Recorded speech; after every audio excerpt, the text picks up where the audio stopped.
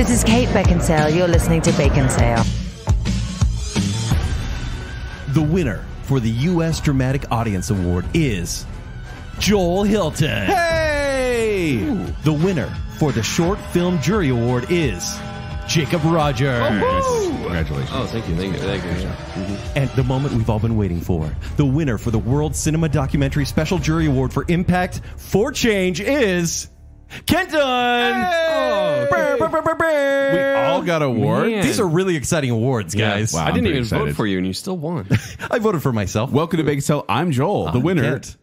I was going to say something. You won for I won an award. dramatic. Yes. But the audience chose you because you're a fan favorite. The fan favorite. Yeah.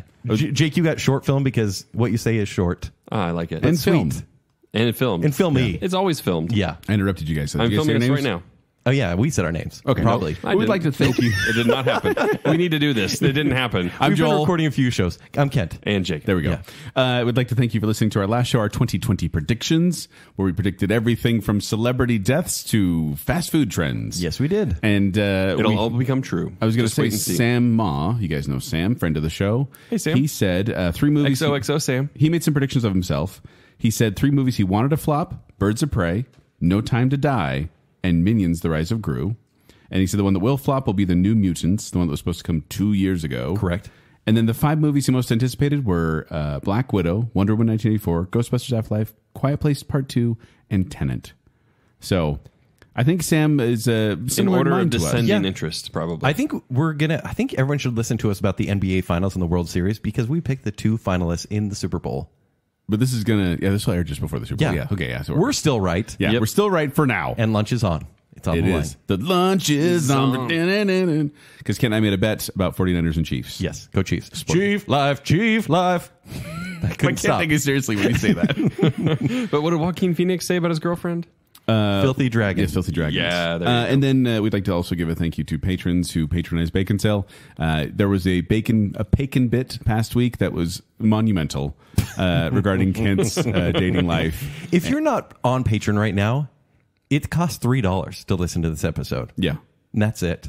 Yep. Like, Plus you get a ton of other I actually, stuff. Yeah. I But it's don't worth it just want, for that. I don't want anyone to listen, but if you want to join, sure. Let's just say that we mentioned this on the bacon bit, but I want to mention it again here, just in case people didn't listen to the Gentleman Review, is that Kent earned a pitch show. I did. From that bacon bit. This because is a of the big events deal, that are happening there. honestly. This is a big deal. I wait for these moments. Joel only lets me have them once a year. I know. It's like Maybe. Joel has a moment of like weakness or he really wants something to happen and he just like, it's like laying this little like golden nugget in front of him. Yeah. And Kent like grabs it up like I couldn't help it. Yeah. But yeah, I was going to say it was like a half-hour long extra episode, basically, of us just talking and Kent letting us into his dating life. longest And bacon bit You can ever. hear it actually at patreon.com/baconsale if you're a patron of Bacon Cell. Indeed. But we also want to give a thanks to our some iTunes reviews we got. I want to read a couple here to you. All right, guys. let's hear it. Are you ready? I'm ready. This one's from Dragão Verde, which means green dragon in Portuguese. I like that. I don't know who this person is, but I like their name. They're the green jacket. He said, a friend introduced me to this podcast, and while some episodes might be rated 3 or 4 stars, this podcast on the whole is definitely 5 stars. Oh, thank you. I recommend this show to anyone who likes movies, music in movies, music outside of movies, and eating fast food. We all do it. Don't try to pretend that you think fast food is gross. Correct. It is also family friendly, so it is easy to listen to with your kids and your parents without any cringeworthy moments. So thank you, Dragão Verde. Very kind of you. Sometimes we try to make Other it than a 3 or cringeworthy. 4 star thing. I'd like to know what episode he's talking about there. He gave us I a 5 do. overall. I do. We You know also have which one. ones. This is from Joe Cool Redux. And it said, you guys are awesome. The ranking shows get me way too upset, especially over breakfast food. What is wrong with me? But I digress. From the movie opinions to the quiz shows, this is a great way to spend a couple hours. Plus, having spent some time with them, I can say they're generally good guys. Aw. I thought that Tender. was nice. Do we rank breakfast food? Cereals. We tiered them. Oh, cereal. Yeah. Cereal, yeah. And then finally, one more for this time. This is from T-Train 11. Hey, actually, we need to rank breakfast food, like for real breakfast. Well, it's going to be pancakes versus waffles.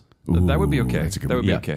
okay. This is from T-Train 11, and they said, been listening to Bacon Cell for about 3 or 4 years now. Really enjoy just the creativity of what they think from their bracket shows to Jake's survival shows. I don't have much time for podcasts these days, but I make time for Bacon Sale. Oh, that's nice. Definitely recommend checking out these three dads just having fun with pop culture. A+, because we all know that's the superior rating system. Like Karate Kid 2 is the better Karate Kid movie. Kent, did you write this? I wrote this. I'm surprised you chose to read this one, Joel. Sometimes I don't read these ahead of time. I actually was sitting there, I'm like, is it a slam against me? No, I totally agree. I should have cut that one short. But no, thank you, T-Train11. Thank you, everyone. Leave us a review on iTunes. We enjoyed that Actually, as well. there's no such thing as A+. That's a fake Yeah. grade. There's no A+. A is the top you can go. There's also no such thing as iTunes anymore, isn't it? Is it Apple Podcast now? Yeah, I believe so. And you can give us a review on Google Play Music or Stitcher or wherever else you find us. Give us a review. It helps our visibility. It helps us show up on other people, and it gives us some credibility as well. So Absolutely. thank you. But that's not what we're talking about today. What are we talking about today, Jacob? We're going to talk about this weird little town in the mountains of Utah and how they do like artsy film there or something. I think I'm it's glad you went there called- because I thought you were going to talk about some cult thing or Yeah, I some think- ritualistic thing that happened. Is that what It kind might of is, be what I was actually. talking about? Yeah, it's this little thing called Sundance. If you haven't heard of The that, Sundance Film Festival. yeah. So this is the episode of What in the World is Sundance? Yes. And I'm going Is to it take the is Sundance a captain's city? chair. Or It's is a it- resort, but I'm sure they're going to name it the city after it. No, it's near Provo, the Sundance Mountain Resort. Yeah.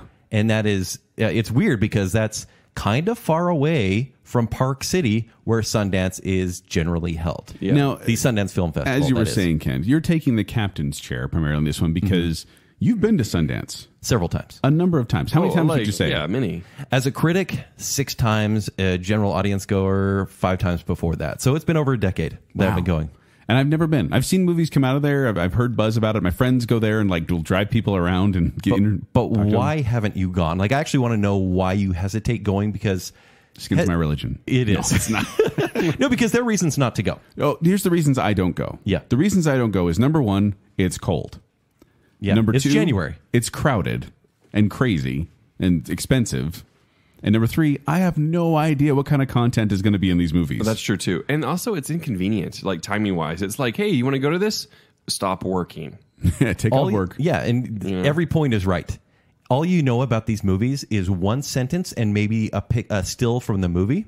That's it. You don't know if there's someone running around naked the entire movie. Like, you just don't know, which No. has happened at times in these films. But it's sad for me because I love going into a movie having no idea what it's going to be about and being pleasantly yeah, no surprised. trailers or anything. Yeah, just like, okay. But when the here's content nothing. can be literally anything. But when it can be literally anything. It's like, Yeah. oh, I didn't expect this Like movie the to go that Daniel way. Radcliffe, like Oh, the the lifeboat farting thing. Where they like ride him like a lifeboat. The movie is called Swiss Army Man. that's what it is. also known as the lifeboat farting thing. That's how I And remember. no, when I You're saw like, that- I can't even imagine. Do you remember how incredulous I was when I saw that movie? Yeah, you came out of it like just mouth agape. That didn't happen. I didn't just see that happen. And people walked out of that movie. There are times. when Daniel Radcliffe is a corpse for the entire movie, basically. Yes. And he is meant to be a Swiss Army tool to Yeah. use to help this castaway survive. Yeah, turning into a jet ski, turning into all the sorts of A things. compass, you name Yeah. it. Just the weirdest stuff. But sometimes they're going to pick films, and I think this is their intention. Filmmakers try to push their films that will eventually win awards, but firstly, make money. Well, let's bring it back a bit. Yeah. Yes. Let's bring it back. The year is 1978. Tell us more. No one on Bacon Hill had been born yet. They started a film festival in Salt Lake City called the Utah/US Film Festival, which is a very catchy name. Very catchy indeed. But it was an effort to attract more filmmakers to Utah. And the first one featured, they actually showed older films like Deliverance, Streetcar Named Desire, Midnight Cowboy, those types of movies. But like Just- well-known films, which I well, thought was so weird. it was kind of like, hey, a little film festival to get people excited. We're going to Yeah. be showing these classic films. And then they decided they were also going to start showcasing strictly American-made films and highlight the potential of independent film and increase visibility for filmmaking in Utah. It's interesting that it was American films only because the way the festivals become, which is all inclusive, half the award categories are for world cinema. Yeah. And for- Really? yeah. And so it's strange that it was strictly for American, but granted, that's the origin. So Yeah. who am I to argue with? But that's just it. So initially, it wasn't called Sundance. It wasn't at the Sundance Resort. Robert Redford had nothing to do with it. It was his company. The guys at his company kind of created it, but that was it. But then they got him involved as kind of a name of being like, oh, Robert Redford's involved. Yeah. And then they decided to name in 1991. So it was founded. That's a long time later. 78, founded in 1991. The festival was officially renamed the Sundance Film Festival because, Jacob, do you know? No. It's called because of the character, the Sundance Kid, from Butch Cassidy and the Sundance Kid. Of course. So Robert Redford's name is attached to it in a way, but that became... He was thinking the Butch Film Festival. Yeah. That's what I was thinking. Yeah. Well, technically... Kit loves attending that one as well. Yeah. Well, not to get too technical, too. Every but That's year. in Tooele. the Sundance Institute is what kind of Yes. formed the Sundance Film Festival. So, like, they kind of took on the name of the Institute, which is also named after Robert Interesting. Redford's And it was character. at that point in 91 when they made it about world cinema. So U.S. and world cinema all together. And since then, since 91, it takes place in January, usually in Park City, in Salt Lake City, sometimes in Ogden. I've seen a Yeah, it screening used to be there. Ogden. Yeah. Unfortunately, isn't anymore. And at the Sundance Resort. Right. Which is, like you mentioned, up by Provo. yes. So, and this year, it started on January 23rd, and it's going through February 2nd. So it runs a little over a week. Yeah. It's Right? about a week and a half. The Yeah. last day they have awards, and then they'll show the best films for the last day. But you said you wanted to know why I didn't go. Yeah. In 2016, 46,000 people attended. Guess how many Crammed went in there. in 2018? Oh, no. How many? 125,000. Oh, my gosh. Insane, right? Yikes. So parking is a joke. I'll get there. Getting tickets is a joke. I'll get there. When you say you get there, you mean later in the podcast. Like Yes, you'll get there and yeah. get tickets. I'll yeah. get there, I hope. No, One if, day. If you're a regular person just trying to buy tickets, it's tough. It's like going to San Diego Comic-Con tough because the site has crashed and everything. And it's getting Well- tougher all the time, Well, apparently. and it used to be, like I said, another reason, it was cold. It used to be held like midsummer as this film festival. Midsummer, indeed. Yes. Yeah, midsummer. But then actually, someone involved said that they wanted to put it in the winter because then they said, hey, Yeah, Sidney Pollack, the Yes, director, and yeah. he said, hey, it's ski season. Yeah. This can bring more tourists. Makes yeah, sense. good for ski season, good for film festival. It's kind of a slower time of year, award season. Why not do it? Right. And so then they moved it to the wintertime. So it's freezing cold. And usually we'll storm pretty big at least once while people are there. So you talked about how this was meant to highlight independent film. Yes, initially. Do you guys look at Sundance now as an independent film festival? Kent, could you define independent film? I can indeed. Yes, I'll save my answer to that in a moment. Because some people, I think we're going to kind of do this. So we say indies. We don't really call it independent film anymore. We say, oh, it's Indie it was film. an indie movie. Which you probably heard that term. And like we said, we're going to be kind of discussing Bouncing around basics and- here. yeah. Because some people may not even know what an independent film is. Yes. So we're here Sometimes to educate people on think basic of film. indie films as like everyone's sad and it's really like French surrealism or some. Yes. Yeah. But that's not the case. Did you know, by the way, Jacob, that ready. Valerian and the City of 1,000 Planets is an indie movie? What? And you saw the budget on that thing. A budget of $180 million. Who paid for that? So let me crazy describe- person. Let me describe why that is. So it's a feature film or short film that is produced outside the major film studio system. The filmmaker got their start with a small production company that gets enough investment to make the movie. So basically, the director of that, who directed Valerian, he Luc Besson. He got the money himself because he's Luc Besson. And he's like, I'm going to make this movie for $175 million because I got the money from investors or myself. And that it's make him- considered. did that make the money back? No, it did No. not. And if you So it's don't know, considered this is indie. like a high budget sci-fi movie that came out, what, 2 years ago? One Yes. year ago? Yeah. So this is a bigger budget movie, but it's still an independent film because it's not made by So like Walt Disney Studios, Warner Brothers, Columbia Pictures, Yeah. Universal Pictures, and Paramount Pictures. Like those are the big five in right contrast, normal movies we see and we talk about and we review every week, they're created, funded, and distributed by studios for the full process. So it's their baby from start to end, right? From cradle to grave. Whereas indie movies is like, please buy my movie and distribute it. And it's still, even though Disney may buy it, Netflix may buy it, still considered an indie film because they only distributed it and that Right. was it. And Yeah. maybe paid a couple Because million. what a studio offers is they said, we'll give you space to film, we'll give you equipment, we'll even, work with actors and things like that and try with our agents and things like that. Yeah. So they kind of give this whole package deal. It's like an all-inclusive resort if you go to a studio. Whereas if you go to an indie film, you're basically going out to camping. You are going yourself. Right. You are building your stuff. You are putting up your own tent. That's what independent film was initially. Yes. And still is many times. It still is, but it's changed, right? It went from this low profile event for You know- independent You know what creators. else was an independent film? What 1990s Teenage Mutant Ninja Turtles. was it? New Line Cinema was considered, it wasn't one of the big major studios. It was this total side studio. But then Ninja Turtles became the most successful independent film in box office history at that point. That's crazy. So when we say independent film, I love indie film about Ninja turtles that know karate. But that's what I mean, by like, ooze. like you said, it has the stigma of like, oh, independent film. It's going to be like some person smoking for a half hour, and that's the movie, right? But there's actually some Kent loves that one. Well actually. done movies, and we're going to talk about later on some very popular movies that came out of independent film and even Sundance, Right. But a lot of the hype, a lot of the news stories you're going to see, or if you go to any online movie site, they're like, we're at Sundance with the stars, right? They're always looking for the A-list or B-list stars who are in these movies. It's not really the vision of Sundance, but it's kind of how it's the perception of it now. Well, Joel asked me if I thought Sundance was independent movies, right? Is that the question? I don't know if I asked that question, but let's go with that, Jacob. It was something like that. And then, or maybe it was Kent that asked. Anyway, for me, Sundance now is it's the platform to jump off of to like re-identify yourself, Yes. right? Like in terms of like optics, the actors. like starting fresh. Yeah, for actors, it's So like a like place an for actor- actors to like go in and be like, I can also do this. I have depth. I So, have for range. example, a comedian gets stuck in a rut, and then he says, "I'm going to do an independent film, have it released at Sundance, where I'm like a dramatic drug addict." Yeah, exactly. So Is that a Precisely. real example? I'm guessing We could Yes. probably find several. Yes. Yeah, like I'll go up there. 1 hour photo. Robin Williams. Yeah, there you go. Is that a Sundance? It's don't indie. I'm pretty know. sure it's it indie. probably is. Looking now, doesn't matter. But But yeah, I'll go up there and it's so crowded because there are people that go up and carpool and walk Main Street and they're trying to see stars. But if you go there on Main Street in Park City, there's lounges set up by companies that are sponsoring the event, have nothing to do with movies. it's totally a Sundance film. Is it? Perfect. That's funny. There's paparazzi everywhere and there's people taking pictures. Would you say there's more paparazzi than celebrities? Yes. Okay. Yes. And celebrities don't really want to be bothered. They're walking from building to building In the freezing cold. in the freezing cold and they're just trying to look all shabby so they don't really get noticed. But sometimes they'll talk to people. What are they doing there? I mean, their movie's going to be showing maybe, or they're just there to see a movie. But when they're walking, where are they going? What are they on doing? They want. I think it's like they want attention, but they're like, come on, no, don't notice me.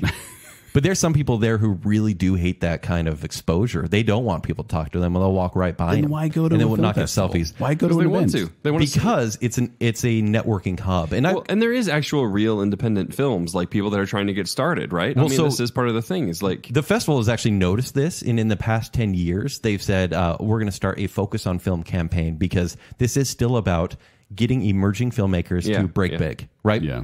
And so they've tried to make that happen. Granted, it's still A-list and B-list stars that are there. There's dance clubs, several every night, where the stars go and hang out, right? And like you go there too, right, Ken? Yeah, Kent's I always did. there. I actually did. You a have few gone with times. the dances Yeah. there? Yeah. What's it like? It's what's it like watching you dance? it's awful.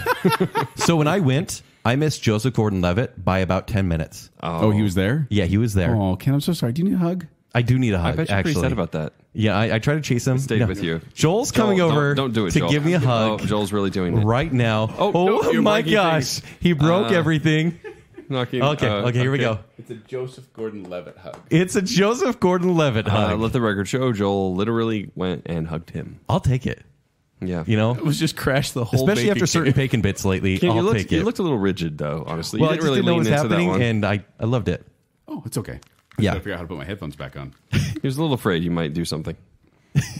Whisper sweet nothings into my ear. Try So, something. but Okay, then- but yeah, you go to these things. but is it like everything's is it a in- church dance, like kind of awkwardly? No, everyone's no, around, no. It's or- clubbing. Like there are actual like Snoop Dogg will be there, right? There will be Cascade, Maroon 5. Like there are big acts playing. Everything's an open bar, and everyone is getting pretty wasted. Exactly. And then they all go crash at their hotel. And truthfully, like the celebrities, and we'll just jump there since we're here. Yeah. Celebrities are there to network with other directors, with other actors, with possible companies to give them endorsements. Right.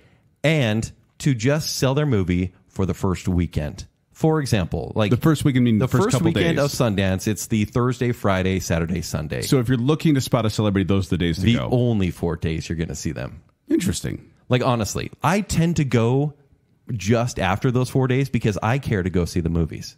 Mm-hmm. Yeah, I'm there for film. Guys, I missed Joseph Gordon-Levitt by 10 minutes, but I was there for the film. I was at that dance. It's going to be on his, for like, his the gravestone. film. Miss Joseph Gordon-Levitt by 10 minutes. That's gonna be on my grave. Yeah, that's your claim to fame. Actually, Actually, yeah. I'm still sad about it. It is. I'll take a Joel. I'll take a whole hug after the show, Joel. Now, when you say go there, like that's where you're going to see celebrities. Yes. Where? Are we talking Park City or are we talking Sundance Resort? Two way. Well, there's more than two ways. But if you want to spot a celebrity, if that's the reason you're going, which I disagree with, but that's okay. But here's the thing. It's like a zoo. You go there once, you see it, you're like, oh, I know that person. And Yeah. it's kind of cool to do, even if you have to brave the cold and the traffic and all that. So first, I would say your best chances are to go to a Park City live concert. They're generally free, and it's always a bigger band. It doesn't even have to be a club thing. It could be an actual Is there a alternative specific band. venue for this, or is it like... Park City Live is the name of the place. okay, it's in Park City then? Yes. Okay. Yeah, it's actually in Sundance. No, just kidding. Whoa, don't confuse the Sundance people. Mountain Resort. No, but go to one of those. You'll see a lot of actors who just want to hang out and network and not want to be bothered. But My still. knowledge of Park City is basically the outlet stores.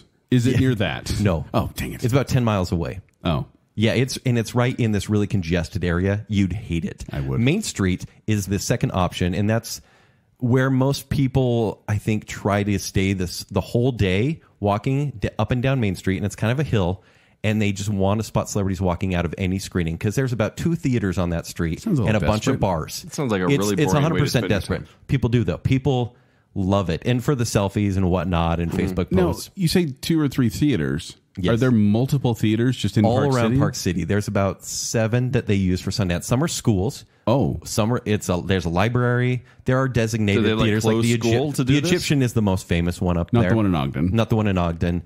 And so yeah, they'll close like the junior high or whatnot. Jeez. And so it's just everywhere. There's a hotel where they have a screening room as well. Okay, so any place they have it's a screen it's and chairs. varying sizes. So like around, I was going to ask if they have those theaters. What do the theaters do the rest of the year? But That's- it makes sense that there are other buildings. Right. Okay. Exactly. So you walk around Main Street and you will see celebrities a lot of the time, especially if you go the first Saturday of the festival. Who's the biggest celebrity you've seen at Sundance Film Festival? I missed Joseph Gordon-Levitt by 10 minutes. Not that. What you Awesome. actually saw. So I don't do Main Street because it's congested. I'll actually avoid that street when I see movies too because But I mean, even you can't get through. I'm talking even after a screening where they do Q&As and stuff like that. And that's where I was going. Okay. The third place to spot a celebrity is actually going to a screening, and especially early on, you're going to see the director for sure, especially in Park City too. The director, No, not director, real celebrities. These are real Like celebrities. Paris to me. Hilton, those types of celebrities. Oh, Yeah, gross! yeah. Ones that have nothing to do with the festival. That was one of the big things, actually. Paris Hilton was called out as like, why is Paris Hilton here? Yeah. That's when they said that the festival kind of lost its way. yeah, and it's a guarantee you're going to see like Paul Rudd every single year. Hey, you guys like... You're going to see Sundance? Elijah Wood Like, walking love around. Sundance. It's great. Yeah, and just Nice. you're going to see that type of folk. Cold out here. Yeah, kind of cold, but it's cool. It's kind of cold. I should have worn a coat, light jacket, maybe at least. But yeah, I'm trying to think of because that's where I've seen the celebrities. I've seen casts, and it's probably like Alison Brie. You've seen Alison Brie in person? Yeah, for Little Hours when I saw that one. For a little hour? Little hours. I saw her for a little hour. But yeah, I generally will go when just the directors are doing the QA, and for me, that's what I care about You are because such they're a going to talk film about. snob. I really am. You are such a film snob. Yeah. I'm not here for celebrity. That said, if I I'm went here to, for Alison Brie. I think Emily Mackey, Yeah. who is doing Sundance with me this coming week. Friend of the show. She has Hey, gone Emily. to several early shows, which she is going to this week as well. And she went to Lifeboat Farting movie, and I believe she saw Love that Paul one. Dano and Daniel Radcliffe and the directors there. Yeah. and Yeah. so she'll generally do that. And I'm like, you're so lucky. But I'll usually go later when just the directors are trying to hype their movies. Right. That said, Wait. yes. So you're saying they're not showing the same movie? They're not showing... Oh, okay. Next. Yeah, I'm confused by that because you said that they're showing the movies multiple times, or are they? It's a week and a half, and there are 120 movies generally. My gosh. They show these movies approximately 5 to 6 times throughout that week and a half. Wait, so one movie is shown 5 times Correct. during that week? Yes. So there Wow. will be a premiere generally in Park City, and then they'll show it around Salt Lake, maybe twice, Park City a few times, and it's various times. It could be But- 8 in the morning. It could be 12 at night. Do you find that these are all sold out shows? Depending on the time, if you see like a midnight show, you could probably get in, especially if it's in Salt Lake. And so if I want to give like a guide to people and like how to see a movie, Salt Lake is your best bet because all these elitists and festival types who are far more bougie than I am Like you go and they're all wearing North Face vests, and they're like, "I just saw the most interesting short film. I'm not here for the actors. Yeah. It showed a pinky toe the entire Alison time. Brie. Have you I'm here seen for the Joseph director. Gordon-Levitt? I fear I missed him 10 minutes ago. You missed Joseph Gordon-Levitt." But that's okay. So all the movies that play at the resort and at Park City will end up at Salt Lake. Yes. Oh, That's Yes. interesting. Well, that's very convenient. Very convenient. Those are still hard to get into. And I could give some tips, or do you want me to talk about like how films are chosen first? well, yeah. Let's talk about how films are chosen Yeah. first. Okay. Let's that seems like a chronological thing to do. You're an indie filmmaker, right? Both Aha. you guys Yes, know. I am. Because you've made YouTube videos. I've seen your patron videos. You do a great job. Love it. I'm submitting So, it to Sundance. 2 years ago, there were almost 4,000 feature-length movies submitted. Jeez. So, like, please choose my movie for Sundance. And there was almost 9,000 short films. They have to screen all those movies, the Sundance Committee, get them down. And so only 110 feature films were chosen that year. That's a 3% chance. Who chooses? I actually did the math here. The committee. I know, but like, how is this made? But What do you like- mean? Like they have the committee of the Sundance people, like in the Yes. Sundance Institute. So it's like an So they watch the ongoing movies. committee, and they watch They watch 4,000 all movies. these movies and they say, okay, that's distinct enough. They're like, Can you Daniel imagine Radcliffe notable farting. enough? That's the one we want in. 100%. well, here's the thing. Can Yeah. you imagine though, like how many crud movies these guys have to sit through and be like, yeah, there's no way that's going to make it in. Like, I wonder if they actually sit through all of them, or if they get like 5 minutes in and be like, nope. That's going to off. be a weird experience too, because it's like garbage. Oh my gosh, this is Well, so bad. And then it's like, and know gold. this. Is gold. You may be the first one in the world, other than the filmmaker's family, to see this movie, and maybe the crew. Yeah, that's interesting. And so it is a big. They're like going through the It's a garbage lot of pressure. bin looking for something good. Yeah, It's true. Yeah. And so there's a 3% chance of being chosen, which is an indie filmmaker. Maybe you feel like that's worth it. You're probably submitting your movie to every festival you possibly can. And there are a Sundance lot is the of big festivals. one. Yeah, though. Sundance is the biggest one in the United States. But then it's a game of numbers. You get to Sundance, and I've seen several movies that I'm like, oh, that was okay. It was like a C+. And you never hear of it again because no one picked it up. No one paid money. Yeah. No cable channel wanted to stream it at all. We should probably clarify that too, is that Yes. in the filmmaking process, there is production, which is like, what a studio does. A studio also helps with distribution, which means getting it out to all the theaters. Right. And so a lot of times what happened at Sundance is that you put your show out there because you've already made it, you've already blew that budget, but you don't have the money for distribution worldwide or Yes. nationwide. And so you're like, you put your movie out there on a pedestal and be like, please distribute my movie. Yes. And so like someone like Fox Searchlight, whose sole purpose is to look at these types of indie movies and say, that's a movie we Think want to about it like distribute. Scouts watching a college game. Wow, 2 shows in a row with I know. sports Did you hear me references. stammer over that, with though? sports references. It's like those Scouts. Sports. Boy Yeah. Scouts. Yeah, Boy Scouts. Yeah, it's basically like that. It's like we've made a product. Who wants to put this in all the stores? It's interesting, though. I've noticed in the past 5 years, all of these major companies, Fox Searchlight, Disney, Netflix, and Amazon are huge players into the game right now. And they're saying, we've got a lot of money to spend and we need content. Yeah. And it becomes a race. So much that it gets them into trouble because I will be talking about a few failures. Like they paid way too much for a certain movie that flopped. Right. And they'll say, I want to buy your movie, young filmmaker, for $9 million. And this filmmaker's probably like, it cost me $100,000 to make. Yeah. That's awesome. And then all of a sudden, Amazon's like, we'll give you $13 million. And that's the game. But And that's just it too. Is like these guys walk into the film festival with nothing but maybe their digital camera they spend Yes. all their life savings on, and they walk out millionaires. it's crazy. It's insane. And then it's kind of out of their hands. Like, because it's been purchased, they made their money, and it's up to the studio to make money from there and promote it as they will. Generally, when these studios buy a movie, it's weird, the timing, but they'll put it like in the middle of summer, generally. A lot of them will save them till the end of the year because they say, for example, when Manchester by the Sea came out, that was a movie Amazon bought from Sundance. They said the performances are so good here. We're going to release this in November. Knowing that that's- it's almost a full year after it screened for normal because audiences November is there. the time when people are starting to think about Oscars. Yes, and it was nominated for Best Picture. Yeah, that makes sense. Best That Actor, makes sense. and it won Best Supporting Actress on that one. But I mean, you, Kent, Yes. as a critic, maybe not even you. I'm talking maybe the lay public, people who don't have a platform such as Bacon Sale upon which to give their reviews of these movies and films.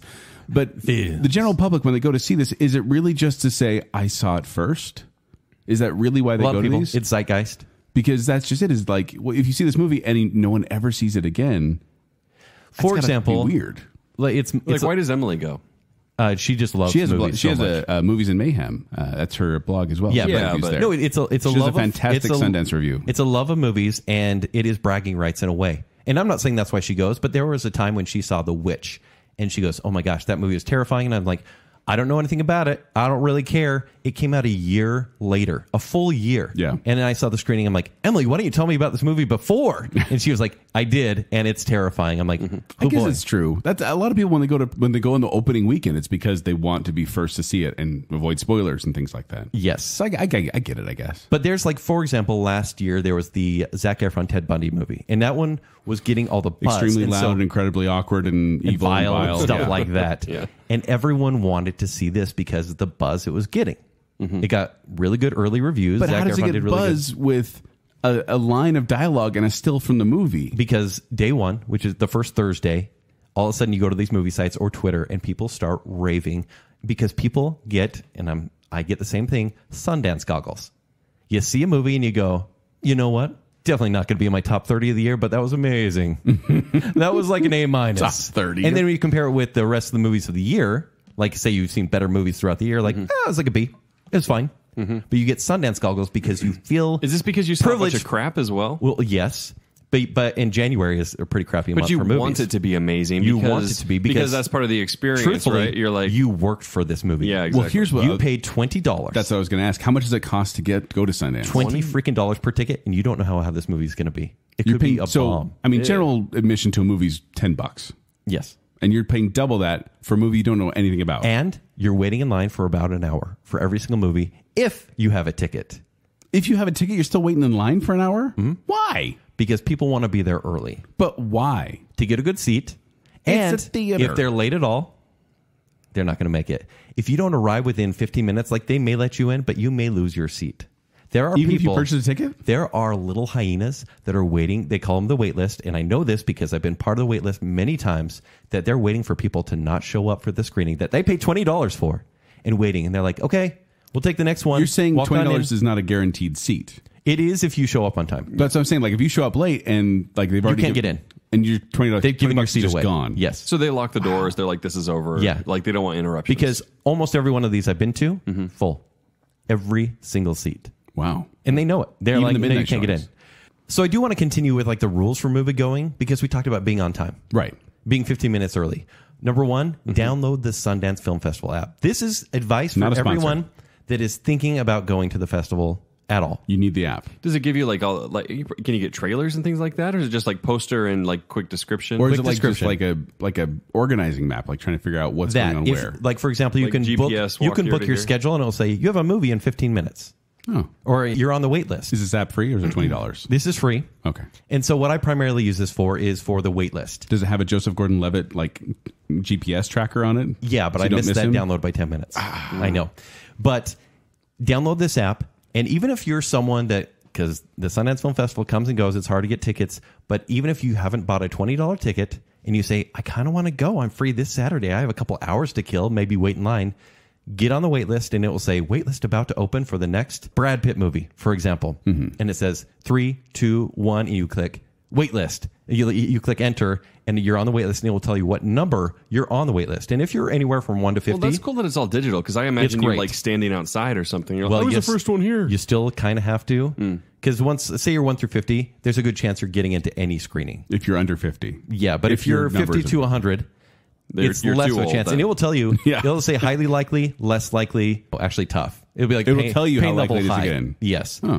And so when you show up probably at least an hour early and it says, who's number 3, get in line here, like they structure it as far as your wait list number, and then they shuffle you in that way. So get the app and get on the wait list for any movie. It will still cost you $20. Can I ask you a question? And there's not a guarantee. Seeing as how this is airing on the Monday after it's already started, right. Is there any chance for anyone listening to the podcast right now to still see a movie? good question. Absolutely. Yeah? Yeah, try for Salt Lake, like I said. Okay.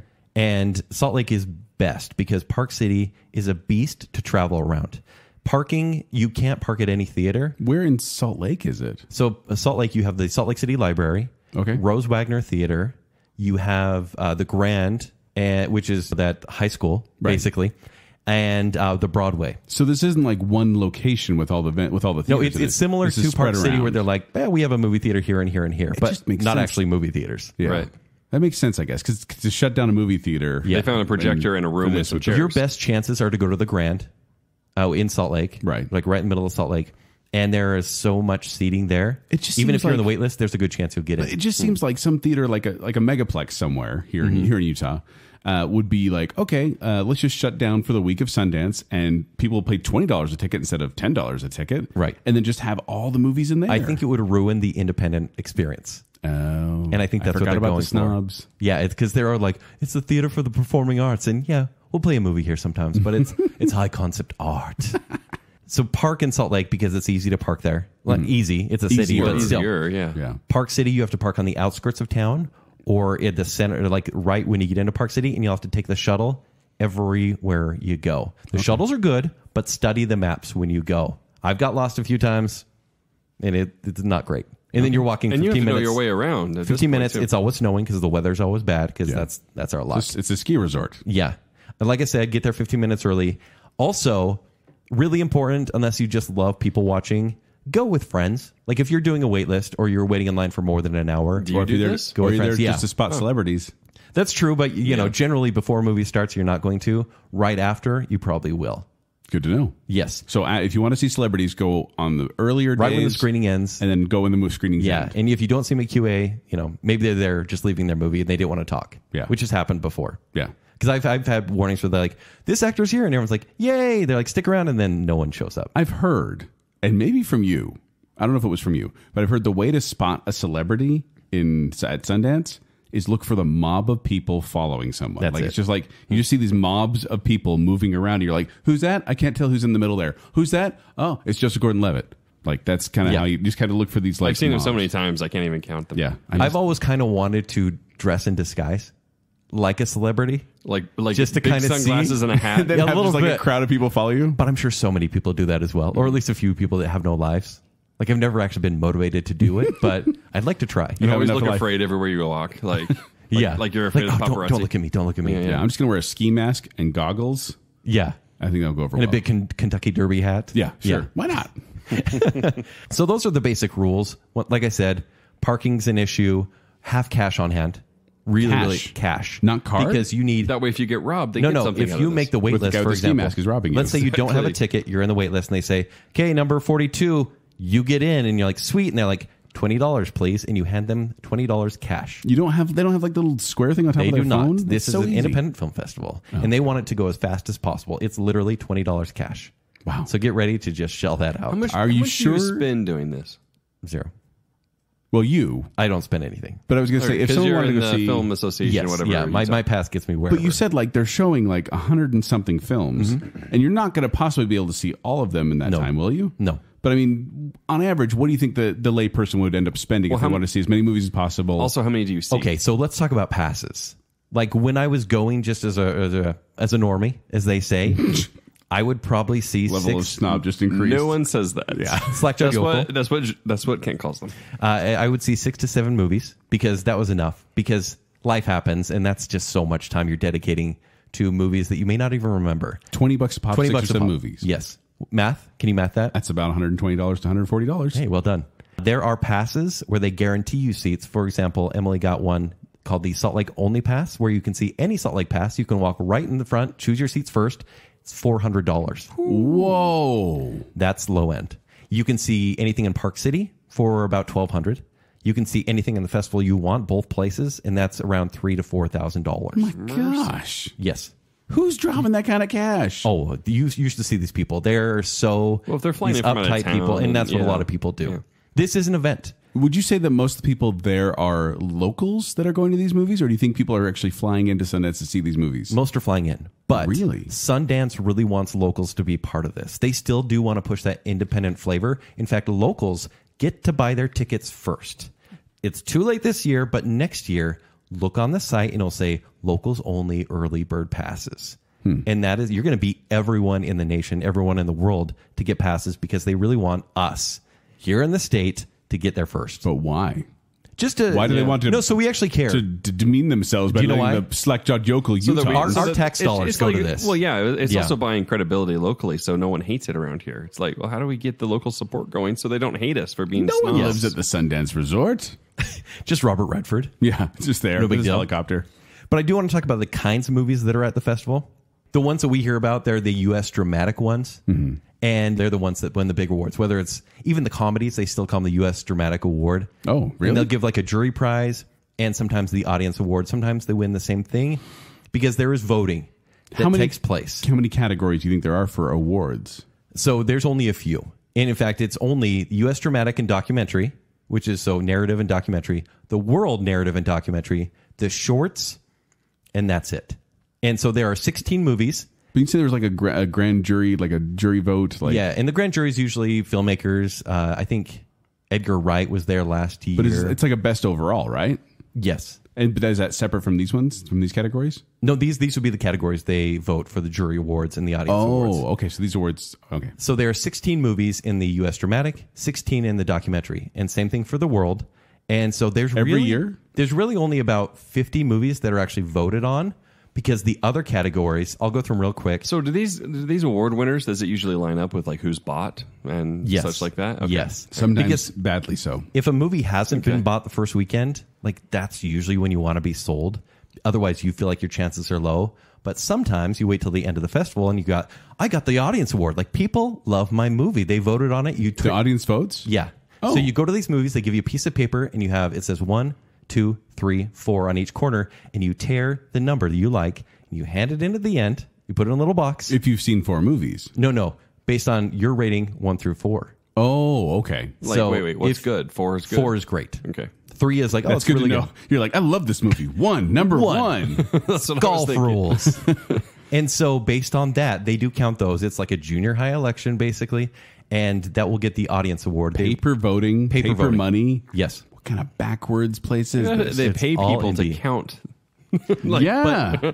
It's ridiculous. I want that job. But it's not just the movies. So those ones want to win the awards, but there are other movies that can't be voted on, and they are there strictly for your entertainment. But they're still filmmakers trying to make it big. For example, there are premieres, and it's typically 15 movies, and they are established filmmakers. Like maybe they were at Sundance before, maybe they made a big movie before, but they just financed their own like sophomore effort. Right. And they'll say, hey, can I put my indie movie there? They'll allow it. But the spotlight is very good, meaning like they've premiered elsewhere, maybe elsewhere in the world, or maybe they're on Netflix like the day before, but they're still giving it a theatrical platform, and a festival premiere. a festival premiere. My favorite, Midnight. I could spend this whole time talking about Midnight. Most of the movies I'm seeing This is a category are of film. midnight, yes. And it doesn't just mean they're playing at midnight because sometimes they play all throughout the day. Okay. But these are So horror. it's this meaningless title. Well, no, but they're zany. So, for example, horror, over-the-top comedies, surreal movies, cult classics in the making. These are So all this movies is like that the are USA weird. Up All Night of Yes. Sundance Film Festival. Yes. Very weird reference, I know, but Yeah. That is. But think about any scary movie or any ridiculous movie. It would be, I don't think Swiss Army Man was, but some movies, they're considered midnight. But didn't you say comedies were generally included in the dramatic era? But over-the-top comedies. Okay. Like just ridiculous like stuff. would Napoleon Dynamite very famously is a Sundance movie. No, that was in dramatic. Oh, yeah. interesting. I think it was voted on as well. Really? And then the last one is Sundance Kids, and they're like, for the kids. Yeah, Because the 'cause other movies, the content is Because I'm super dropping weird. $20 a pop to send my kids to movies that I don't even know. And they'll have like 3 of these per festival. Some anime, some shorts, and some just feature length. So those are the main categories. Like I said, less than half are voted on. Less than half can be considered winners. And when these studios buy movies, out of the 110, you may see 20 that are bought, maybe 30 tops. How many? So we're going from what, like 4,000 entries almost to 20 that are bought. Yes. Isn't that crazy? Yeah. I know. So, and think about all that's submitted too. So, like 3% actually make it in, and from that, math actually get bought. We'll say 33%. Get bought? Yes. Huh. Yeah. 33? Of that 3%. Oh, of the 3%. So the 1%, maybe 1% gets So spot. no, you said 20 out of Guys, out the of math is 120. crazy. Yeah. What are we doing? Math on yeah, Bacon It's Cell. like 1/6. Yeah. That's crazy, though. It's crazy to think about that, too. But at the same time, these people basically, mortgaged their home to make a movie, and now they're a legitimate filmmaker. Yes. Because they've been bought at Sundance. Now, Does the cream really rise to the top in this, though, in your opinion? nope.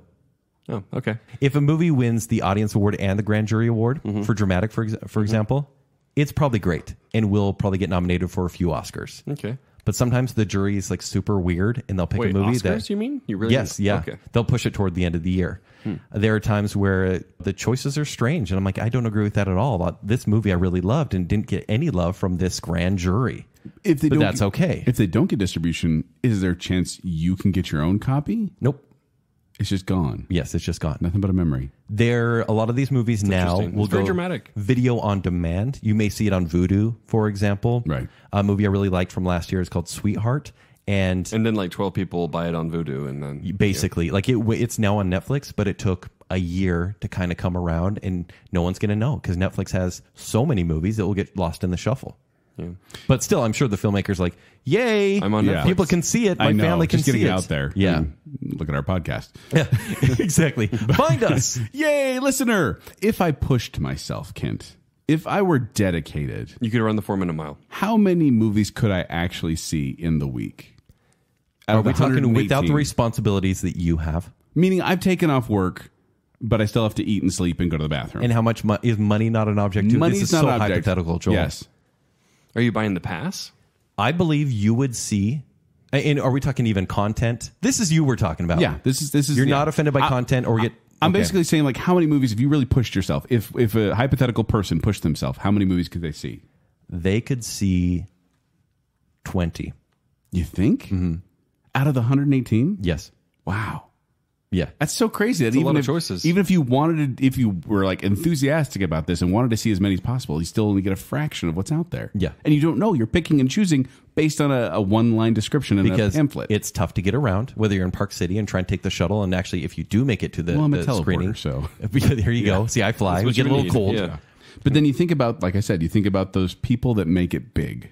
And I want to talk about some of those if I can. Yes. So there's some directors who got their start at Sundance. Ooh, like who? Like these are notable filmmakers who you may have heard of. For example, Kevin Smith.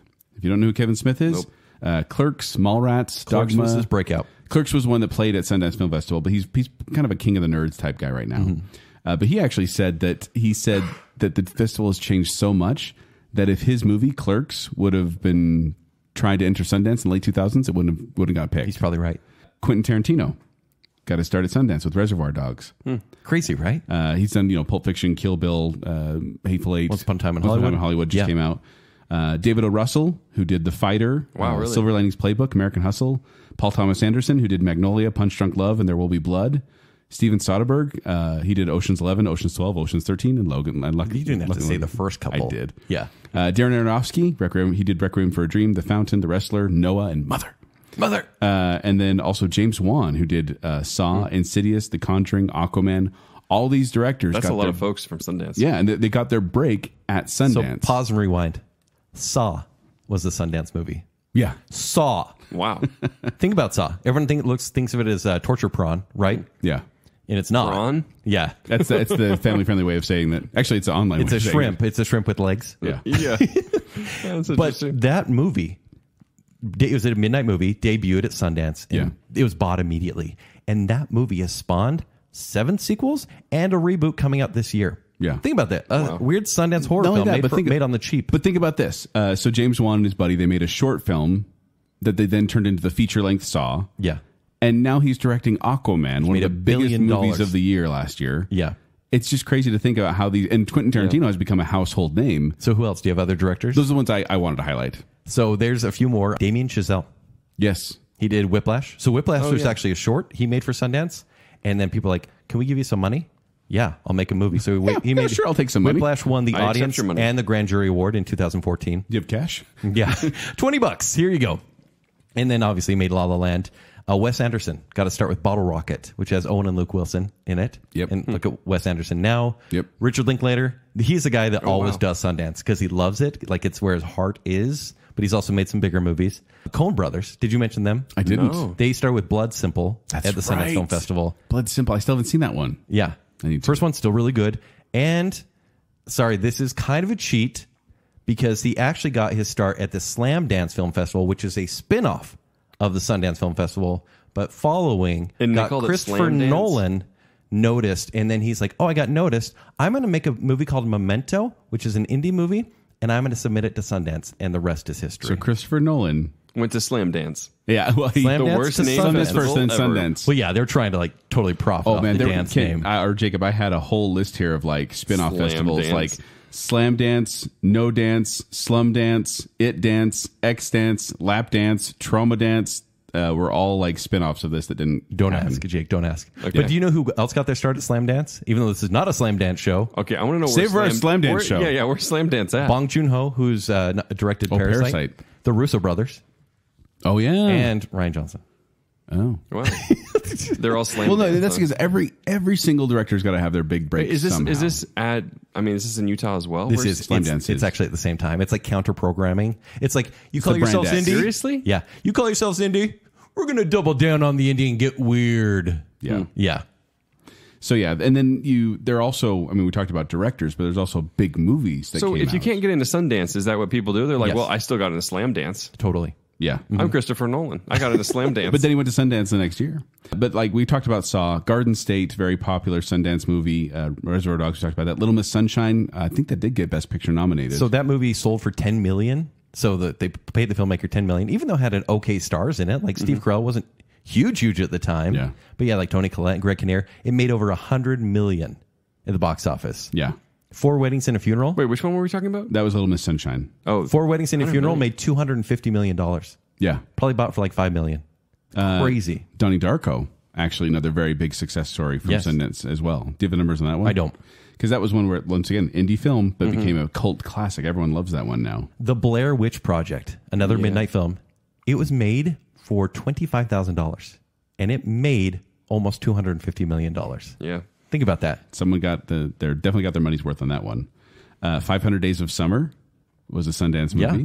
Yeah. I know Kent loves that one as well. Another success story. Of course, we talked about Napoleon Dynamite and Whiplash. We mentioned Richard Linklater, who did Boyhood. Yes. That was a Sundance movie as well. And then it ended up Get being- Out as well was a Sundance movie. Get Yeah. Out? Yeah, because Jordan Peele was not a proven director, so he premiered it there. Yeah. Really? And so Yeah. these are all Sundance movies that ended up getting like Academy Award. I don't think any of these won, but all of them a bunch of them got nominated at least. But it doesn't always work out that positively. Didn't the studio already have Get Out, though? No. Oh, man.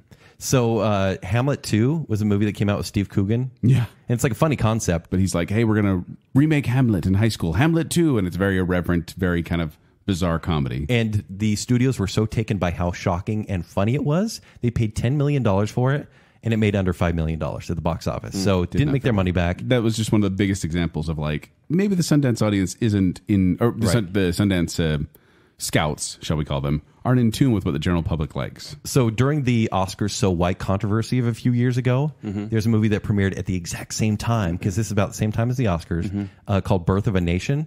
And it was kind of remember like that one. 12 Years a Slave again. And it sold for $17.5 million, and it made under $16 million. So it totally bombed. Son of Rambo, which is a pretty saw funny that one. movie, bought for $7 million, made under $2 million. And then even last year, Amazon, who buys a lot of movies, and I'm grateful for it, they bought Late Night, they bought The Report, and Brittany Runs a Marathon, all for over $10 million. And like they all failed, and they was like, "Oh, we'll just stream them, I guess." Yeah. we'll take the Late loss. Night actually looked pretty good. I actually It's had okay. a couple other Yeah. stories like that. Happy Texas. I don't know if you saw that one. Yeah. I did. They bought it for $10 million and it made $2 million at box office. I needed more Steve Zahn in that movie. Don't we all? Buried, which featured Ryan Reynolds in a box the entire movie, bought for $3 million and it only made $1 million at the box office. Yikes! It was okay. And then Me, Earl, and the Dying Girl Which was one of my favorites. I remember from that year. one. bought Yeah. for $12 million or around, well, they said high seven figures, I think is what that was, but made only $6 million at the box office. And it's actually a good movie, but just These the general studios, like I public- said, they jumped the gun and they're like, people really liked it because it was really sweet, but Yeah. they don't know how to market it. No. Yeah. They either release it at the wrong time or they have the wrong advertising. So, what are your favorite movies that came out of Sundance? Should we Joel? just go top five, back and forth? Yeah, real quick. Okay. The Bacon Sale Way. Yeah, the Bacon Sale Way. Thank you, Jacob. I like that. We should trademark that. My number 5, I actually gave to Whiplash because this is one of those movies that you recommended very highly to me. And I was Yes. like watching it for a while. And I'm like, I'm not really digging this. And then it just became an amazing film. And the ending in particular was so horrifying to me and preyed on such primal fears that I mean, it's a movie without a hero, honestly. Like even your protagonist is a self-absorbed masochist. Right. And then you get the J.K. Simmons character. He's played by Miles Teller as the protagonist. And then J.K. Simmons is the music teacher, and he is horrifying. So there's like really no one to root for. It's pretty heavy into jazz, but man, this movie is compelling. Stunning. It still gets me. So, yeah. My number 5 is Hereditary. You talk about Hereditary. I talk again? about Hereditary so much. Honestly, a lot of this list will be I've mentioned in the Decade Dance shows. You talking about Hereditary? Yeah, every show. Is it 5 through 1? Can't. Yeah, Hereditary. Yeah, Hereditary. Yeah, Hereditary is. He's like, let me tell you about Tony Collette again. It was that shocking. Emily Mackey saw this one before, or Emily Hennifer, because she got married. She did. She saw this one before me, probably a couple days. She says, you need to see this movie. I can't tell you anything. And I was like, I'm so grateful that there are no trailers out there. And I saw it, and I was so mad at her that my soul was destroyed a little bit. I see. But yeah, totally Hereditary. Yeah. I should have given a synopsis. I guess we talked about Whiplash and I mean, you Hereditary get on the it. show before. My number 4 would be Sing Street. I've talked about this one a lot before. Yep. Boy growing up in Dublin during the 80s escapes a strained family life by starting a band to impress the mysterious girl he likes. Man, Sundance, huh? Just charming. And at this one, the guys in the movie, the kids in the movie, played the songs after the movie. They should have got nominated for Best Original Song. Oh, totally. Drive It Like You Wait, so Stole It. but like at the Sundance, they played the They songs played live? the song after the movie. So they do a Q&A, and they're like, hey, we're going to play a couple songs for you. And you're like, you actually sang in the movie? I love you. it! Drive it like you stole it! Okay, my number 4, it's actually a documentary that came out of Sundance. It's Super Size Me. Oh. I put this on there, and this is one of those where this is the one where the guy chooses to eat nothing but McDonald's for 30 days. Morgan Spurlock is the director. He was unknown at that point. I'm starting to Completely believe in Sundance the more this goes on. I'm glad they're here. Yeah, they got some good stuff out there. And this was one where, look, I don't buy everything in this documentary, but the way it's told is so well done as a documentary. It's just fun to watch. It's all about McDonald's and the horrors of eating McDonald's and all that. This is like 20 years ago at this point. It budget was $65,000 and it made $22.2 million. There you go. And it became like this launching point for Morgan Spurlock to do all these other projects we want to do. Oh, I should mention too the Whiplash. And to stop McDonald's from having a supersize me option. Yeah, Yeah, exactly. it really did. Yeah. It changed the culture. I should mention Whiplash, budget of $3.3 million, and then it made $49 million. So, And nominated for Best Picture. yeah, yeah. My number 3, we've already talked about it, and I was going to guess if Kent was going to put this on his list, but I chose Memento. Okay. So Memento actually... It's my next one. by Oh, the is way. it? Yeah. Oh, okay. So Memento actually played at a foreign film festival first, but then it came through Sundance. You mean as well. not slap dance? Not slap dance? No, I thought it was slap dance. slam dance. Slap dance. Slam But now dance. they're going to Yeah. start slap Slap dance dance. because of you. But if you haven't seen I'll start that Memento, one. a man with short-term memory loss attempts to track down his wife's murderer, which is a very simplified version of what happens here. This is a Christopher Nolan movie starring Guy Pearce, Carrie-Anne Moss, and Joe Pantoliano. Imagine being the first crowd that saw this movie and trying to explain it to your friends. Oh, man. Yeah, Because so he has tattoos? Because he has a short-term memory so loss. it plays backwards and forwards at the same time. Like it's a Bleach confusing blonde movie. hair. Trinity's there for some reason. Yeah, Trinity. But like Kent said, this is one where He must have spent some money on that, though. I mean, because, yeah, $9 he had million. Trinity and, $9 million, and yeah. who? Guy Pearce? Is that what it was? Yeah. Yeah. So he had his kind of true indie film with Following, which is actually not a bad movie. It's not. And then you watch this one, and it's just like leaps and bounds ahead of it. Of like, this guy he really knows how to tell a story. Yeah. And so, yeah. Well, we already said $9 million budget, made $39.7 million. So that was my number 3. Yeah, the same. That was my number 3 as well. Oh, okay. My number 2, Joel, you may disagree a little bit. It's Before Sunrise, Before Sunset, I know how much you love this. Before though. Midnight. Yeah. All 3 performed at They did. at Sundance. So here's a weird thing. We talked about Richard It's the Linklater. only place anyone watched him, Joel. Richard Linklater, he's like a festival kid. He always comes back because it's where he got his start. And so he's making these movies for this indie artsy crowd. Right. And the reason I chose this one, I didn't see it at Sundance. I saw it on TV, it was like 11 at night. And I was like, wow, I really like this dialogue. And I just got sucked in. And then I remember in 2004, I was walking by the Broadway Theater. This is when I wasn't attending Sundance regularly. And I saw a poster for Before Sunset, which is the sequel. I was with the date. And I'm like, So you, put it oh my together. gosh, You're like, there's a sequel to that weird movie I saw late one night. That's so cool. And I'm like, it's the same characters. It's 9 years later. They have advanced the story 9 years after. And I thought, that's really cool. And that movie cool. ends kind of oddly. And then you're kind of like, there's no real ending. 9 years after that movie, in 2013, Before Midnight, the third part in this series. And it's they're in their 40s. These characters who are in their 20s, 30s, and now 40s are continuing life.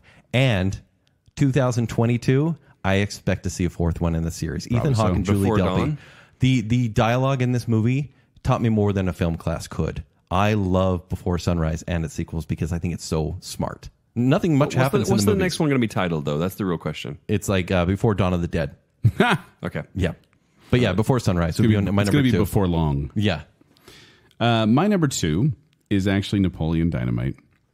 This is probably one I'm of those. surprised this is not number 1. It came close. Okay. Because I really do love this movie. As much as it was endlessly quoted and so tired for a while there, it's kind of, now that the hype has kind of died down, I still go back and love watching it. Now, here's the thing, Jacob. I'm ready. The short that this was based on, called Palooka, P-E-L-U-C-A, actually premiered at the 2003 Slam Dance Film Slap Festival. Dance. So they had it at Slam Dance. Slap Dance. It's 9 minutes long. It's black and white, and I remember seeing it at BYU because I was at BYU Oh, that's cool. when this was going on. And in fact, I remember talking to John Heater in the editing lab. He was Really? he was like the TA at the editing lab. Okay. And I walked in to. He did not expect to be a star or anything. No, at this point, at this point, it was like just a short film that had played at Slam Dance, which was cool. Yeah. and then Dance. they played it at BYU at a couple. I was in film classes, and I remember talking to him and being like, "Hey, I saw Palooka. I thought it was great. Good job on that." He's like, "Oh, thanks, man. You know, they're actually looking to make a live action movie about it." That was a terrible John Heater impersonation. Gosh. Well, no. Way better than the actual impression. But then he was like, "Yeah, they're gonna make a feature length film out of it," and I was like, "How are they gonna do that?" Because the short is very, very simple. Even having seen Napoleon Dynamite, I thought, how did they do that? Yes. Oh, it How did is. they stretch it out? Yeah. Yeah. Like, how did this become a movie? Like, Yeah. you like look at the clock. You're like, did that really just run for like 90 minutes? Yeah. Why am I they're- quoting every line? The budget for Palooka, the short film, which you can find online, I believe, was $500.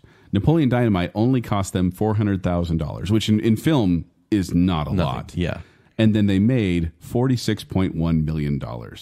So, Wow. I'm going to say 100 times their budget. And became a cultural icon. Like it really did shift comedy for a little bit in It did. 2004. Yeah, people kind of go for that kind of otherworldly, bizarre type of comedy. Yes. And even Jared Hess has never matched the never really amazingness got of past this one. it, yeah. So, yeah, Napoleon Dynamite's number 2. Do you want to do honorable mentions, or do you want to do number ones? Let's do honorable mentions Honorable real quick. mentions. I have so many, and these are more movies I want people to Same recognize. as Fast These, as You these Can. are all they are movies from- These are all movies that came out at Sundance. We've mentioned most, like for example, we mentioned Saw and Blair Witch Project. Yeah. But Manchester by the Sea, I mentioned. Brooklyn was a great Sundance movie. Mm-hmm. The Big Sick, Moon, 28 Days Later, Heathers, Man on Wire, So many good ones. Once American Psycho, The Witch, and Run Lola Run. If you haven't seen that movie, go see it. I really love German.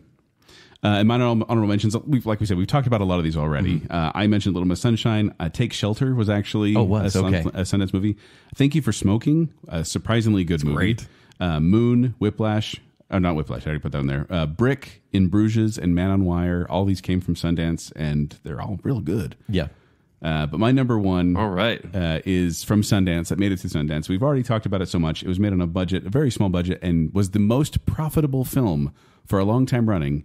It was the Blair Witch Project. Okay. That was Wow, my number yeah. one because Most profitable Sundance film, you mean? most profitable movie, meaning Ever. the lowest budget for the Oh, highest right, box right. office. Has it been beaten now by Yes, Paranormal? Activity blew it out of the water. Because Oh, it was really? like 15 Yeah. grand or something. Yeah. Something like that.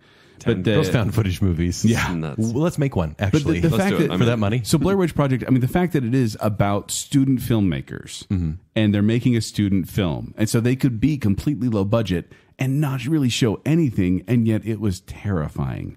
I don't get how they pulled it off, to be honest, because people saw it. It's the found footage thing. It's because Well- they got the whole cultural phenomenon of it being real. Yeah, remember how everyone thought it was a snuff film, but it was released at the festival. I'm sure people were like, that was strange, and maybe didn't know how to tell their friends, because even months later, when it was released at theaters, it was sold as a true movie. Yeah. Right. Whereas Yeah. you think people that saw it before, granted the internet was very new, Well, I couldn't remember, really say, yeah, it's fake. So I remember being in Portugal, so overseas, and I remember seeing the posters out there that said 3 student filmmakers went missing. This is their film. And I was like, oh, that sounds terrifying. Great marketing. Yes, that's I really remember what that it is. very It's specifically. a demonstration in the power of marketing. Yeah. So Blair Witch Project is one, and I put it as number one only because that one was such a rags to riches type story where they made it on a shoestring and then became a cultural phenomenon and spawned a number of crappy sequels, but it's become like such a horror icon. Yes. Whereas Napoleon Dynamite, great movie, I still love it, but I don't know. I would say back and forth. its effect of that movie primarily, I would say that almost half of the submissions for movies are horror films. It's these directors trying to make something on the cheap and get a little bit of money to make their next project for maybe $1 million. And that there are so many midnight movies. Once again, you can't vote on which ones are best. They don't get awards, but these generally are picked up because they're that cheap. Yeah. And so, and I love this. I love the genre in the category. Yeah. So Kent, your number one? My number one Can we is 500 Days of Summer. I should have guessed that. Yeah. There are a lot of these movies that don't seem like indie films because of the cast. Like Zooey Deschanel. She was big-ish. And that guy you missed only by 10 minutes. By 10 minutes. And Joseph Gordon-Levitt. And they're both charming. This movie is so smart. I wish I was in the crowd to see this one for the first time. It would have been bragging rights for me. That's a good question, though. Were you in the crowd on any big movies that ended up going big afterwards? Do you remember any? The ones we mentioned, the ones I've seen That you saw at Sundance, is what I mean. would be Sing Street, would be Hereditary, Manchester by the Sea. Oh, and 28 Days Later was also a Sundance movie. I didn't see that one, unfortunately. Yeah. But no, they've been recent movies that I would have seen that I think are big, Right. but haven't had the legacy yet over years. Because I have to admit that if I were one of the first people to sit in the audience and witness something like Blair Witch Project or even Napoleon Dynamite, like I kind of got that with the Palooka thing. But Yes. just being there and being like, I was there first, part of this cultural phenomenon would be a cool feeling. For example, when I saw Sing Street, it was 2016, and I walked out of that movie singing Riddle of the Model, and it was in my head, and I thought, oh man, I want to download that soundtrack. Of course, it doesn't exist yet. Yeah. Well, yeah. it exists. No, it's not for sale. And then it took about 6 months for that movie to actually be released, so I could actually be like, this is the movie I've been loving for 6 months, and now Yeah. I can finally listen to the music again, and it was just like warming to see it again. No. So there are those moments where you're like, I see why you love that so much because you had so much gestational time with it. Yes. You're like, I love this. And thing. I've been like, I can't wait till to you're his love born. baby. and you crave it. Yeah, You crave exactly. it with your Sundance goggles. Yeah. Yeah. And then you revisit, and you're like, oh, it was okay. But sometimes you're like, oh, it's home again. Yeah. So yeah. So there you go. So Ken, any other tips, tricks, or advice for anyone who wants to go to Sundance or has considered it or... Don't. Bring cash, bring friends, and make sure you know where to park. It would be fun to no, honestly, I think it'd be advice. fun to just have a group of friends and be like, hey, let's go people watch. Yes. Or even let's go see a movie or two. Yeah. How much does crap cost up there? It's like, Yeah, do they jack up the prices? yeah, you want some hot chocolate? They do. $15. Yeah, parking is about that something $20 like to $40 per spot. Cash only? Yeah, actually. Oh. Yeah, and then find out which theater you're going to, find the closest possible spot, find the shuttle, and probably bring food. Actually, my advice, go to Burger King right in the center of downtown Park City, and it's still regular Burger King prices. Oh. That's where I go. But because I can tolerate that food. Now, have you gone up to the Sundance Resort and seen anything actually at I haven't, Sundance? no. Is that where they do the awards, though? Is that Sundance? They do them in Park City? They only do about 1 or 2 shows a night there. It's really private because it's basically Robert Redford's estate. Really? Like it's a ski lodge, but yeah, it's very limited. I thought They've got that's like a where- little restaurant up there. And Yeah. then, yeah. Well, yeah. It's beautiful up there. No, I've actually been there. I performed up there with Yeah, Pickwits, but not a lot of people go for the festival. You can always get tickets to that one. You just have to take that extra drive. Wow. My biggest advice, if you've never gone, see 1 or 2 movies max. Pick your movies, but don't let it sour you. How do you pick your movies? You wait for the first weekend, But I'm saying, where do you and find you find someone you trust on Twitter, Right. whether it's me or whether you have a national critic telling you this is good, I'm your bellwether, and then find that movie and go see it. But even if you see 2 bad movies and you've spent $40, don't let that sour you the next year. Try again. You'll probably find something. Where you can like. they find the synopses of the movies that are playing? The Sundance.org site. Basically, any movie site will have reviews coming out day of release. Okay. Up there. Yes. All right. So there you go. Interesting. That's been our kind of review of our explanation, our discussion of Sundance. Yeah, and as a hipster, like who enjoys Sundance, I would like people to come enjoy it. And so, like, tell me about movies I missed so I can be excited for them 6 months or 8 months down the road. That makes sense. Yeah. It's all part of the experience. Yeah. And we So kind of like I said, I feel like I have a new appreciation for Sundance. Like Joel, do you feel like that? Where you're like, I'm glad it's here. Like, what's your opinion on this? Does it like, feel accessible? well, is it accessible? Is it valuable? Should it exist? Yes.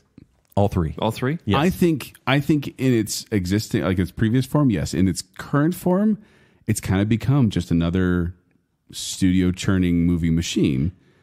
but Yes. I still feel like it's an avenue for people. And I don't know.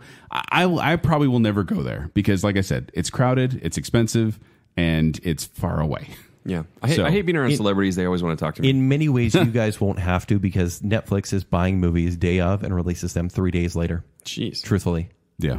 So sometimes but you can that get being said- the new movie experience at home. That being said, crazy. I loved like the film festivals they had at BYU, for example. They had like all these mini, just, campus film festivals. Yeah. And it was just fun to go see like these people, different takes on different stories and all that.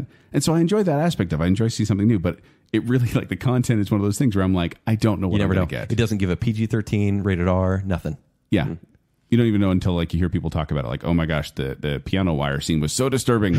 Do they have like extreme content? Does there have to be things like that? You'll generally know by the So in if case someone there's like prawns or whatever you were calling it earlier? Yeah. Yeah. Well, there was one movie, I probably shouldn't mention it, but there was one movie not too long ago that was raked across the coals because it was very graphic and didn't kind of prep the audience for what was going to happen. Mm-hmm. And they kind of got after it. It's like, this is violence against women and you should have done this. And it kind of got shunned after that.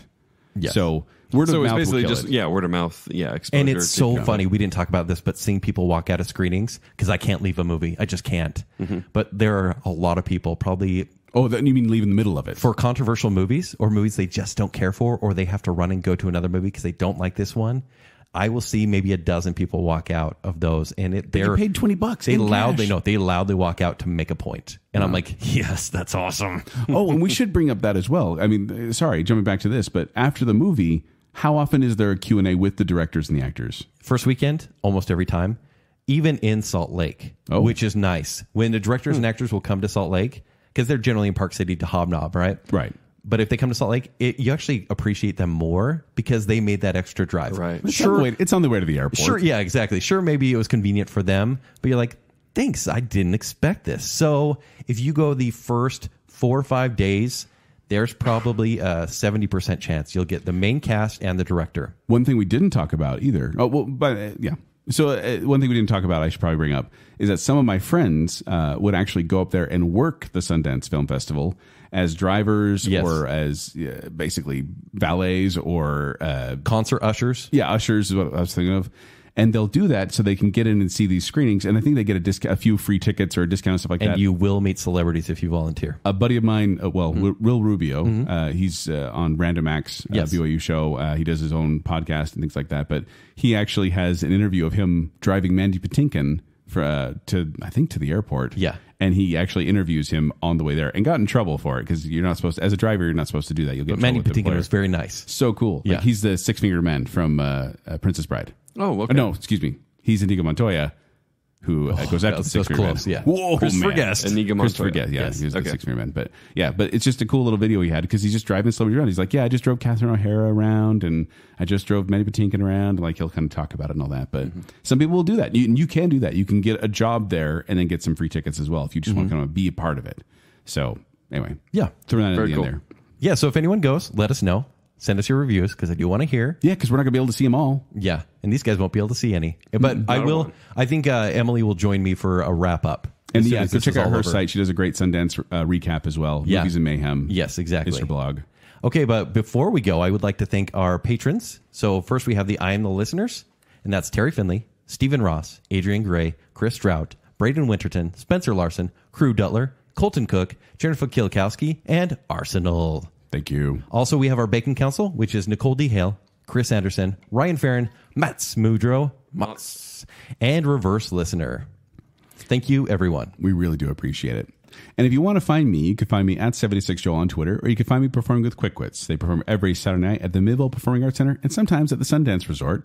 For more details, go to qwcomedy.com or go to Quick Wits' Facebook page. If you want to find me on Twitter or Instagram, it's at Kenny3DD. If you want to read my movie reviews, especially about Sundance, it's at ShowtimeShowdown.com. You can find me on Twitter at Jacob A. Rogers and Bacon Sale on Twitter and on Instagram at Bacon Sale. As we mentioned before, go to patreon.com/Bacon Sale and support us. We would love to let you hear about Kent's weird dating story from last week. It's definitely worth those $3. Also, tpublic.com/Bacon Sale. You can go get some merchandise for Bacon Sale, which is very cool as well.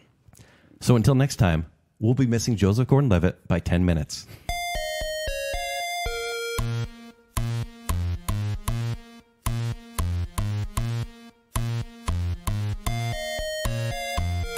Chief Life, Chief Life. This is how it works. They guilt men into sending them money. What is wrong with me? Karate Kid 2 is the better Karate Kid movie. The lifeboat farting thing. Also known as the lifeboat farting thing. He was thinking the Butch Film Festival. Yeah. That's what I was thinking. Yeah. Well, technically, Kit loves attending that one as well. yeah. Everyone's sad. You good there, Let's- kid? Emotionally? You okay? I mean, if anything, I'm just like, How many sneezes was crap. Best Bastille. I was born at a time. I don't know the lyrics. But if you close your eyes, But if you close your eyes. Hello, hello, hello. Can you just listen to that? I am here. He needs to know that I'm here too, Joel. Okay. Come on. No, don't notice me. What's it like watching you dance? Oh, it's awful. Joel's coming Joel, over don't do it, to Joel. give me a hug Oh, Joel's really doing it. right now. Oh, no, you're my breaking gosh. He broke everything. Knocking, Okay, here we go. It's a Joseph Gordon-Levitt hug. Let the record show Joel literally went and hugged him. I'll take it. I care to go see the movies. Mm-hmm. Yeah, I'm there for film. Guys, I missed Joseph Gordon-Levitt by 10 minutes, but I was there for the film. I was at that dance. It's going to be on his, for like, his the gravestone. film. Miss Joseph Gordon-Levitt by 10 minutes. That's gonna be on my grave. Yeah, that's your claim to fame. No, not director, And- real celebrities. These are real celebrities. Paris to me. Hilton. I just saw the most interesting short film. I'm not here for the actors. Yeah. It showed a pinky toe the entire Alison time. Brie. Have you I'm here seen for the Joseph director. Gordon-Levitt? I fear I missed him 10 minutes ago. You missed Joseph Gordon-Levitt. It cost me $100,000 to make. People who don't have a platform such as Bacon Sale upon which to give their reviews of these movies and films. Talk about your mom first. Let's talk about mom. Paper voting, paper voting. money, Yes. kind of backwards places. They- From that, math actually get bought. Slam dance, no dance, slum dance, it dance, X dance, lap dance, trauma dance. You call yourselves indie? We're gonna double down on the indie and get weird. I love you. it! Drive it like you stole it! Roll the ball.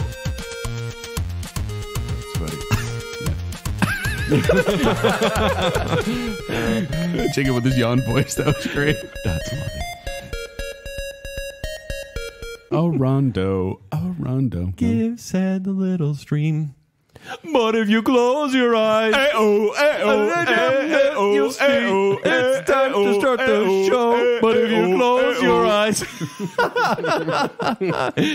so glad I'm recording.